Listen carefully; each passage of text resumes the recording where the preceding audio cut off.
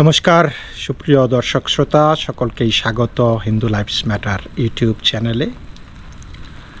ওরে বাটপার এই কথাটা যখন কারো মুখ থেকে শুনি তখন কেমন যেন ইউনুস ইউনুস লাগে। ইউনুসের মতো একটা ফাপরবাজ আমাদের এই পৃথিবী কখনো দেখেছে কিনা আমি জানি না। তিনি এত বড় ফাপরবাজ যে সারা পৃথিবীর চোখে ধুলা লাগিয়ে তিনি একটা নোবেল প্রাইজ কবজা করেছেন। শান্তিতে নোবেল বিজয়ী অশান্তি সৃষ্টি করছেন বাংলাদেশে। পৃথিবীর এমন কোনো জায়গায় কোনো দেশে তিনি শান্তি স্থাপন করেছেন বলে নজির নেই, বরং অশান্তিতে যে তিনি কত বড় পাকওয়াজ এটা কিন্তু আমরা দেখতে পাচ্ছি অনবরত। যাই হোক দর্শক, এই ইউনুসের মুখে আপনারা মিসইনফরমেশন, গুজব, অপতথ্য, ডিসইনফরমেশন এই শব্দগুলি খুব শুনবেন এবং তার সান্ডাপান্ডাদের মুখ থেকেও শুনবেন। কারণ ইউনুস এই ডিসইনফরমেশন, মিসইনফরমেশন, গুজব, অপতথ্য, অপপ্রচারে বড়ই সিদ্ধহস্ত এবং তিনি তো মাস্টার মাইন্ড। আশেপাশে যারা আছে চালাচামুন্ডা তাদেরকেও এই মিসইনফরমেশন, ডিসইনফরমেশন সম্পর্কে ভালোই শিক্ষা দিয়েছেন। এমনভাবে তিনি দেশটাকে কবজা করেছেন আপনারা কিন্তু পত্রপত্রিকায় দেখবেন না। কারণ তিনি গলাবাজি করেন যে বাংলাদেশে অবাধ তথ্য প্রবাহ হচ্ছে, মানুষ মত প্রকাশ করতে পারতেছে, মানুষ স্বাধীন আছে। তো স্বাধীনতা এই মুহূর্তে একমাত্র জঙ্গিরা ছাড়া বাংলাদেশে আর কেউ স্বাধীন আছে বলে আমার মনে হয় না। জঙ্গিরা স্বাধীন এটা নিঃসন্দেহে, কারণ তারা যেই অধিকার স্বাধীনতা যেটা পাইতো না এক সময়, যেটা কখনোই পাওয়া উচিত না, তারা কিন্তু তার চেয়েতেও অধিক স্বাধীনতা ভোগ করতেছে। আজকে রাজাকার মুক্তি পায়, জেলের বাইরে থাকে, আর সাধু সন্ন্যাসী এবং মুক্তিযোদ্ধারা জেলে ঢুকে। এই হলো অবস্থা। এবং পত্রপত্রিকাগুলি তার এই অপকর্মগুলি প্রকাশ করতে পারছে না। অত্যন্ত সুকৌশলে সে কিন্তু সাংবাদিকদের কিছু বলছে না, কিন্তু জায়গা মতো আঘাতটা করতেছে। যে আপনি যখনই কিছু তার বিরুদ্ধে লিখবেন বা দেখাবেন তখন ওই মালিক পক্ষ থেকে, কারণ মালিক পক্ষের ওপর উত্তাপ পড়ে এবং মালিক পক্ষ তখন আপনাকে চুপ করে দেবে অথবা আপনাকে চাকরিচ্যুত করবে। প্রশ্ন করলেও চাকরি চলে যায় বাংলাদেশে, এমন অবস্থা হয়েছে। তো যাই হোক, অপতথ্য নিয়ে কথা বলছিলাম।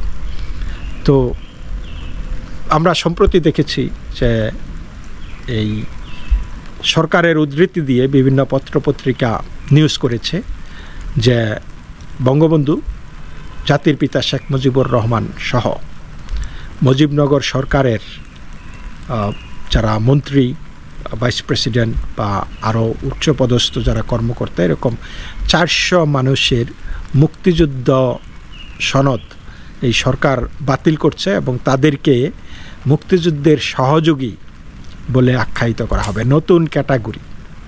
এই সংবাদটি এসেছে।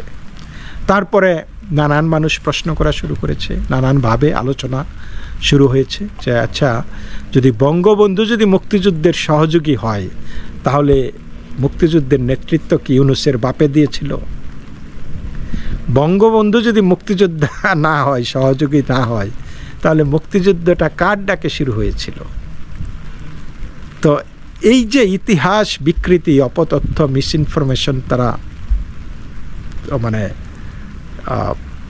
ব্যবহার করে মুক্তিযুদ্ধের বিরুদ্ধে এই সরকারটা মনে হচ্ছে যে টোটালি, মনে হচ্ছে না, শুধু কাজে কর্মে তারা প্রমাণ করতেছে যারা এই সরকারটা টোটালি একটা রাজাকার সরকার, একটা মুক্তিযুদ্ধ বিরোধী সরকার।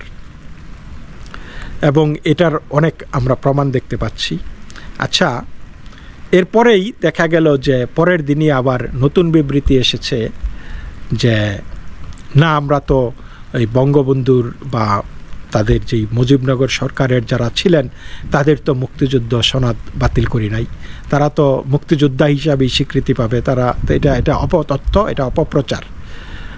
যখন মেইন স্ট্রিমের পত্রপত্রিকাগুলি, আমি বলছি না যে মেইন স্ট্রিমের পত্রপত্রিকা তারা খুব সাধু সন্ন্যাসী, কারণ আমি দেখেছি যে হিন্দুদের ওপর কোনো অত্যাচার হলে মেইন স্ট্রিম কখনোই কোনো নিউজ করে না। কিন্তু এই বিষয়গুলো যে নিউজ করলো তারা কি না জেনে, না বুঝে, না শুনে করেছে? ঘটনা তো ঘটেছে। এখন তারা উল্টা বলতেছে যে না, এটা অপতথ্য, অপপ্রচার। মেইন স্ট্রিম এখন অপপ্রচার করতেছে। এখন তারা এই ঠেলা সামলাইতে না পেরে বলছে যে বঙ্গবন্ধু মুক্তিযোদ্ধা এবং মুজিবনগর সরকারের মন্ত্রী এবং যারা সরকারের ছিল তারা সবাই মুক্তিযোদ্ধা। আচ্ছা, এই যারা নাকি শিল্পী ছিল, যারা নাকি সাহিত্যিক ছিল, যারা ওই যে মানে বাংলাদেশের যেই রেডিওতে যেই মুক্তির গান গেয়ে মানুষকে উদ্বুদ্ধ করেছিল, তারা কি মুক্তিযোদ্ধা না? তাদের অবদান আপনারা অস্বীকার করবেন কেমনি? যারা এই মুক্তিযুদ্ধের মানুষকে আশ্রয় দিয়েছিল, যাদেরকে খাদ্য সরবরাহ করেছে, তাদেরকে ইনফরমেশন দিয়েছে, তথ্য প্রদান করা, তারা মুক্তিযুদ্ধের সহযোগী, তারা মুক্তিযোদ্ধা ছিল না, তাই না? আর ইউনূস হয়ে গেছে মুক্তিযোদ্ধা। ইউনূসের ভূমিকা আপনারা নিশ্চয়ই জানেন। সে নিজের মুখে বলেছে যে তিনি যখন টেনেসিতে থাকতেন তখন তারা একটা জায়গায় 6 জন বন্ধুবান্ধব মিলে তারা বসেছে। তারপরে তারা সিদ্ধান্ত নিয়েছে যে তারা এই পাকিস্তানকে তারা আর মানে না, তারা বাংলাদেশকে স্বাধীনতার স্বীকৃতি দিয়েছে। বাংলাদেশ স্বাধীন। সেই একটা অ্যাপার্টমেন্টে বসে স্টুডেন্টরা মিলা 6 জন তারা বাংলাদেশকে স্বাধীন করে ফেলেছে। এবং সেইটা হইল মুক্তিযুদ্ধে ডক্টর ইউনূসের নিজ মুখে বলা তার বয়ান। এইটা ছিল তা, এবং এতে করে তিনি মুক্তিযোদ্ধা হয়ে গেছেন। কিন্তু যখন দেখলেন যে না, মানুষ তো তারা মুক্তিযোদ্ধা বলে দাম দিচ্ছে না, তখন তিনি ভাবলেন যে ঠিক আছে, তাহলে আমারে যদি মুক্তিযোদ্ধা না বলে, তাহলে শেখ মুজিবুর রহমান 7ই মার্চ ভাষণ দিয়ে দেশ স্বাধীনতার ডাক দিলেন, মুক্তিযুদ্ধের ঘোষণা দিলেন, যুদ্ধের ঘোষণা দিলেন, তাহলে উনি তো না হয় কয়েক লাখ লোকের সামনে বলছে, আমি তো ঘরে বসে 6 জনের সামনে অন্তত বলছি বাংলাদেশ স্বাধীন। কিন্তু বলছে কি বলে না এটা আমরা জানি না। এখন আমরা তো এরকম উজিন নাজির ঘরে বৈশা প্রতিদিনই 2-4টা মেরে ফেলাই, তাই না? কিন্তু আমরাও কি তাহলে ওই যে সেরকম হয়ে গেলাম, মানে যোদ্ধা হয়ে গেলাম কোনো ধরনের? তো সেই রকম ইউনূস যেহেতু সেই রকম যোদ্ধা, এবং সেই যুদ্ধের কাহিনী বলে তিনি যখন মাঠ গরম করতে পারে নাই বা মানে সুবিধা করতে পারে নাই, তখন বলছে যে না, তাহলে কেউই মুক্তিযোদ্ধা না।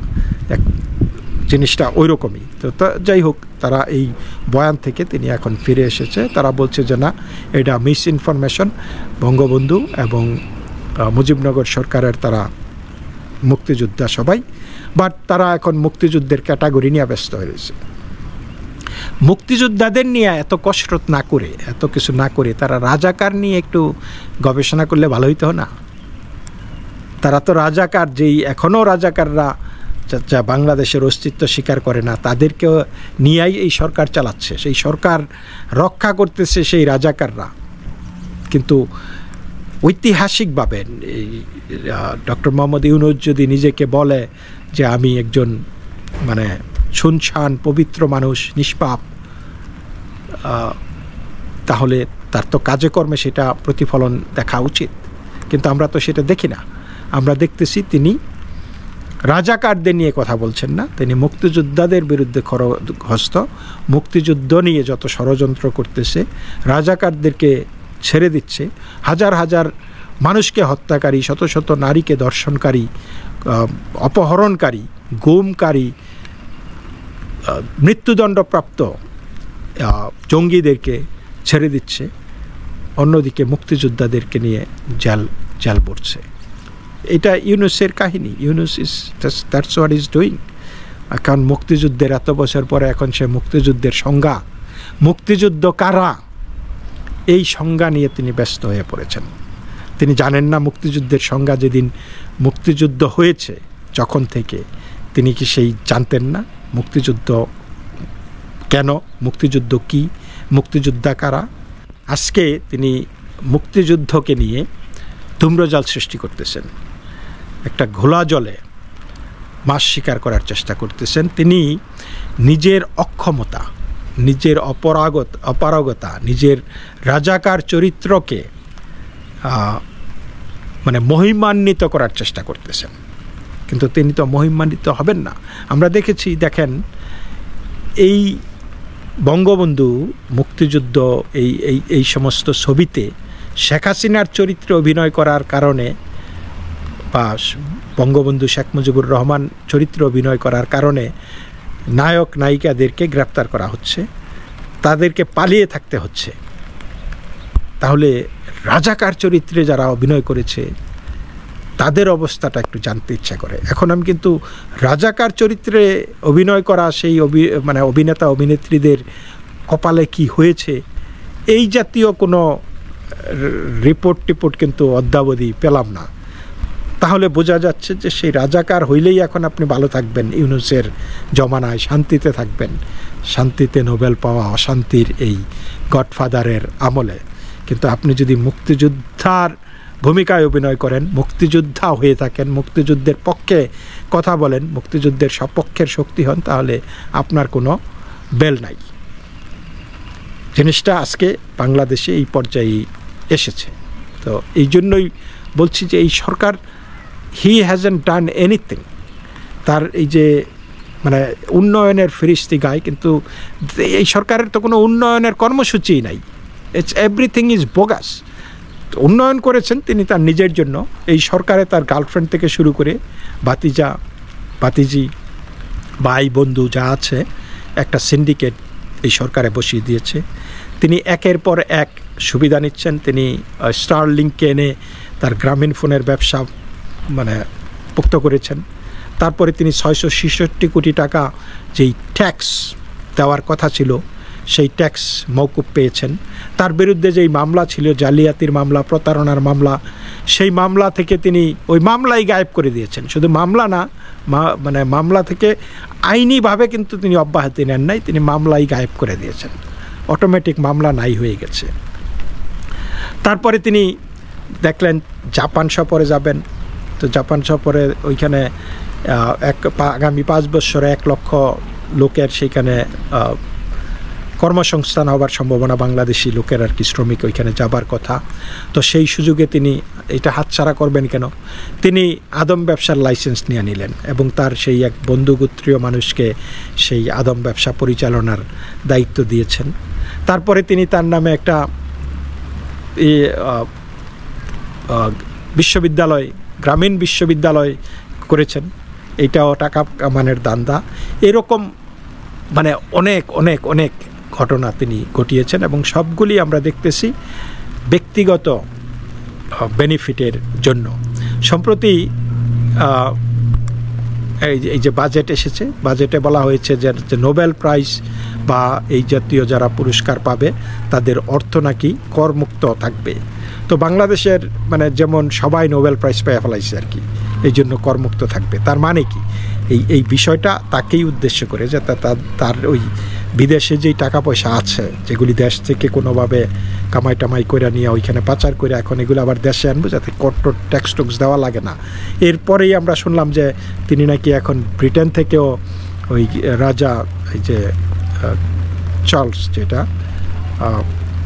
বর্তমান রাজা আর কি, তিনি নাকি তাকে একটা পরিবেশ এবং কি মানব উন্নয়ন এই সমস্ত একটা পুরস্কার দিচ্ছে এবং এইটাও একটা মোটা অঙ্কের টাকা পাবে। সুতরাং এই টাকা, এই পুরস্কারটা পাওয়ার আগে এই আগামী সপ্তাহে তিনি লন্ডনে যাচ্ছেন।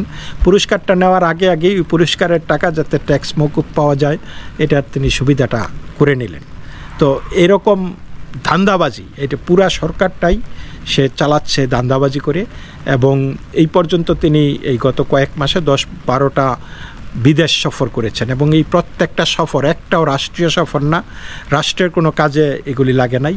রাষ্ট্রের টাকা খরচ করে তিনি তার ব্যক্তিগত সফরে গেছেন, ব্যক্তিগত হয় ব্যবসায়িক। আমরা মানে প্রত্যেকটা সফর একটা, নট এ সিঙ্গেল টোর, এই ফরেন টোর তার রাষ্ট্রীয় সফর ছিল না।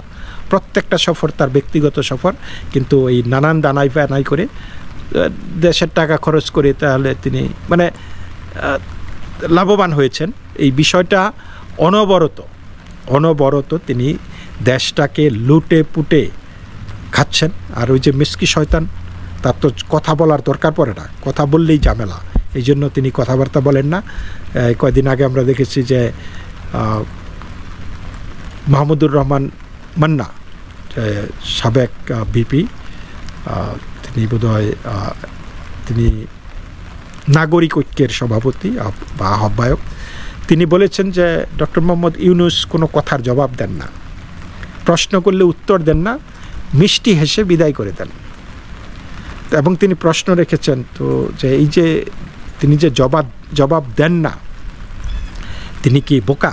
তিনি কি না বুঝেই এই কথাবার্তা বলেন বা না বুঝেই কাজ করেন? তিনি সবই বোঝেন, কিন্তু একটা কৌশলের অবলম্বন করেছেন। যেমন এই যে কেউ টাকা পাইলে যে আপনার লোকে আলাপ সালাপ করতেছে, তারপরে হঠাৎ করে আপনি বললেন যে ভাই আপনি আমার টাকাটা কবে দিবেন, তখন দেখবেন যে কি বললেন শুনি না, ও এইখানে অনেক বাতাস, ওকে শুনি না, পরে কথা বলো না, ওকে ভাই, চলে আসে। ইউনূস হচ্ছে এই বাটপাররা এগুলি খুব পারে। মহাজন হইতে হইলে আপনার কিছু কোয়ালিফিকেশন লাগে, এবং ইউনূসের এই সবগুলি কোয়ালিফিকেশন আছে।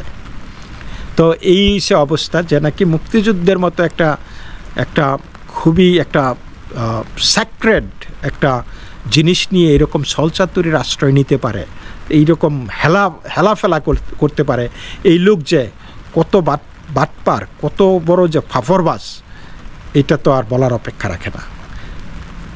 জাতির জনক বঙ্গবন্ধু শেখ মুজিবুর রহমান মুক্তিযুদ্ধ করে নাই, তিনি মুক্তিযুদ্ধের সহযোগী। ভাবতে পারেন কতটুকু ঔদ্ধত্য ইউনূসের। তা এই আবারও বলতে হয় যে বঙ্গবন্ধু শেখ মুজিবুর রহমান যদি মুক্তিযুদ্ধের নেতৃত্ব না দিয়ে থাকেন, তাহলে ইউনূসের বাপ কি এই দেশ স্বাধীন করছে? তো দর্শক, এই পর্যন্তই। সকলেই ভালো থাকবেন। নমস্কার।